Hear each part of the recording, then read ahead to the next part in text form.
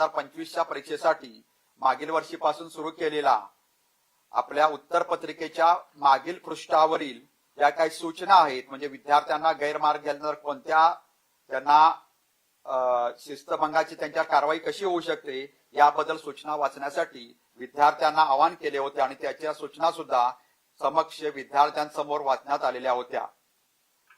परीक्षा कॉपीमुक्त भयमुक्त वातावरण पार पाडण्यासाठी माननीय उपमुख्यमंत्री महोदय यांनी राबवलेल्या उपक्रमात चालना देण्यासाठी राज्य मंडळाने सर्व जिल्हा प्रशासनांना अतिरिक्त निधी उपलब्ध करून दिला होता।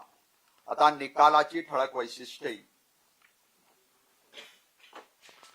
या परीक्षेत राज्यातील पुणे, नागपूर, छत्रपती संभाजीनगर, मुंबई, कोल्हापूर, अमरावती, नाशिक, लातूर, कोकण या 9 विभागीय मंडळामधून विज्ञान, कला, वाणिज्य व व्यवसाय अभ्यासक्रम तसेच ITI या शाखांसाठी एकूण 14,27,085 नियमित विद्यार्थ्यांनी नोंदणी केली होती।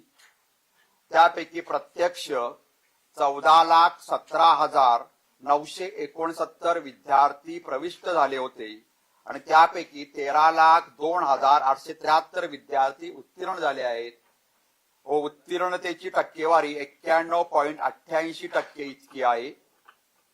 खाजगी विद्यार्थी म्हणून नोंदणी केलेल्या विद्यार्थ्यांची एकूण संख्या 36,133 एवढी होती। त्यापैकी 35,697 विद्यार्थी प्रविष्ट झाले आणि त्यापैकी 29,892 विद्यार्थी उत्तीर्ण झाले। या खाजगी विद्यार्थ्यांची म्हणजे 17 नंबरला आपण एक्सटर्नल विद्यार्थी म्हणतो त्यांच्या उत्तीर्ण टक्केवारी 73.73% इतकी आहे।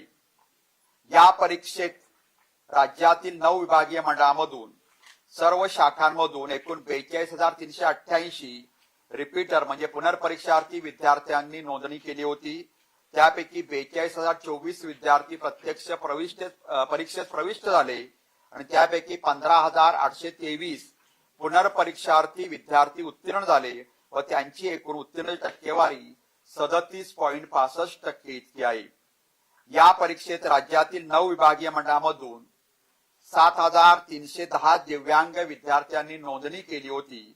त्यापैकी 7,258 विद्यार्थी म्हणजे दिव्यांग विद्यार्थी प्रत्यक्ष परीक्षेस प्रविष्ट झाले आणि त्यापैकी 6,705 दिव्यांग विद्यार्थी उत्तीर्ण झाले व दिव्यांग विद्यार्थ्यांची उत्तीर्णतेची एकूण टक्केवारी 92.38% इतकी आहे।